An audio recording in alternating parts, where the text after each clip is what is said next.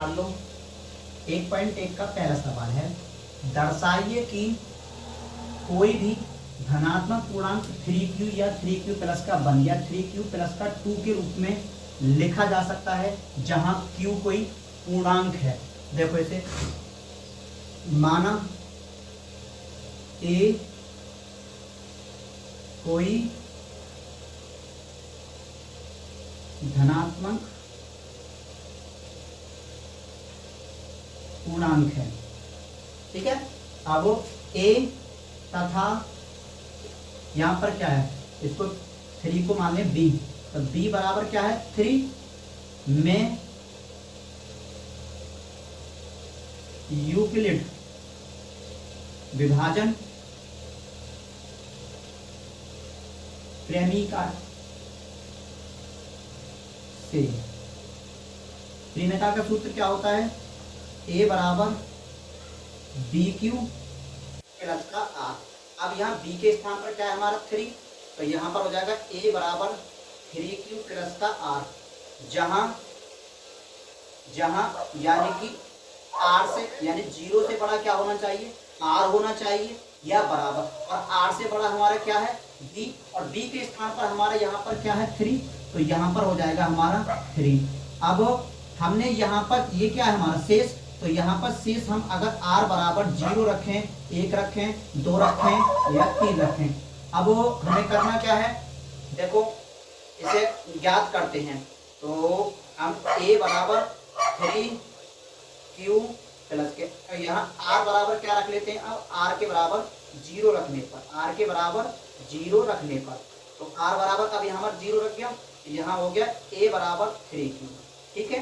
अब हम यहाँ पर r के बराबर 1 रख लेते हैं, रखने पर अब r के बराबर 1 रखते हैं, तो a बराबर 3q प्लस का 1, देखो 3q प्लस का 1।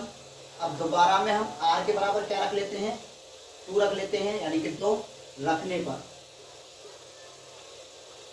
पर, तो अब यहाँ पर फिर देखो 3q प्लस का 2, 3q प्लस का 2, तो अब हम यहाँ पर नीचे देखो 3q आ गया, 3q आ गया, 3q प्लस का 1, 3q प्लस का 1, 3q प्लस का 2, 3q प्लस का 2, तो हमें दोबारा से पुनः वही हमें इसे लिख देना है, अतः किसी भी धनात्मक पूर्णांक 3q प्लस 1, 3q प्लस का 2 के रूप में लिखा जा सकता। इसी प्रश्नावली का दूसरा सवाल है, दर्शाइए कि कोई भी धनात्मक विषम पूर्णांक 6q प्लस का 1 या 6q प्लस का 3 या 6q प्लस का 5 के रूप का होता है जहां q कोई पूर्णांक है।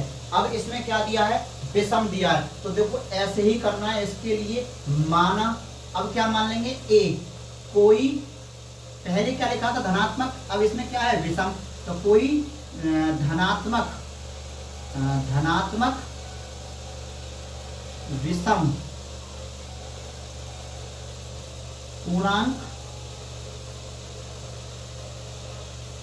है, ठीक है, है a तथा b बराबर, पहले क्या था 3, अब इसमें क्या है 6, तो a बराबर 6, a बराबर 6 यूक्लिड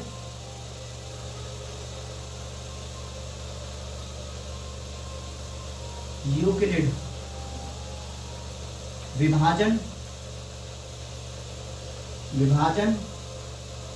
प्रेमिका से,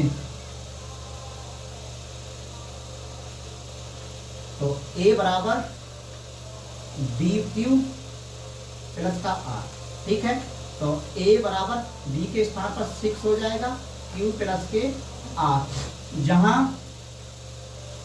यानी कि आर 0 से बड़ा क्या है, आर है या बराबर है। ठीक है, इससे भी बड़ा क्या है हमारा बी, तो बी के स्थान पर क्या है हमारा 6 है। ठीक है, तो अतः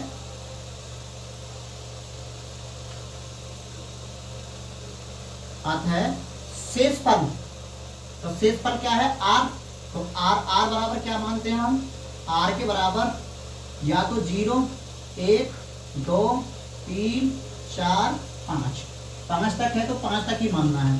तो देखो अब आर के बराबर पहले 0 रखते हैं हम, आर के बराबर 0 रखने पर तो यहाँ पर a बराबर 6q प्लस के r, तो उससे a बराबर 6q हो जाएगा। दूसरा r के बराबर 1 रखने पर तो a बराबर 6q प्लस की 1। दोबारा में अगला नेक्स्ट, तो r बराबर 2 रखने पर, तो a बराबर 6q प्लस की 2। अब ये क्या रख दो, r के बराबर 3 रख दो, तो a बराबर 6q प्लस का 3 और अब के r के बराबर 4 रख दो, तो a बराबर 6q प्लस के 4। अब r बराबर कितना रखते हैं 5 रखते हैं, तो a बराबर 6q प्लस की 5 हो गए। अब देखो इसमें 6q प्लस का 1, 6q प्लस का 1, 6q प्लस का 3, 6q प्लस का 3, 6q प्लस का 5, 6q प्लस का 5, क्योंकि यहाँ पर इन्होंने क्या पूछा है, इसने विषम पूछा है। देखो 3 विषम है, 1 विषम है, इधर 5 विषम है। अब यहाँ पर ना तो 6q और 6q प्लस का 2 और 6q प्लस का 4, यानी कि ये पूर्णांक के रूप में नहीं है, तो यहाँ पर इनके लिए लिख दो आता है 6q प्लस का 2 और 6q प्लस का 4 विषम धनात्मक पूर्णांक के रूप में नहीं है। अब कौन कौन है, 6q प्लस का 1 और 6q प्लस का 3, 6q प्लस का 5 विषम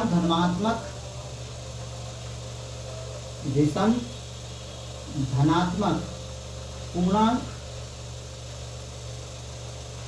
के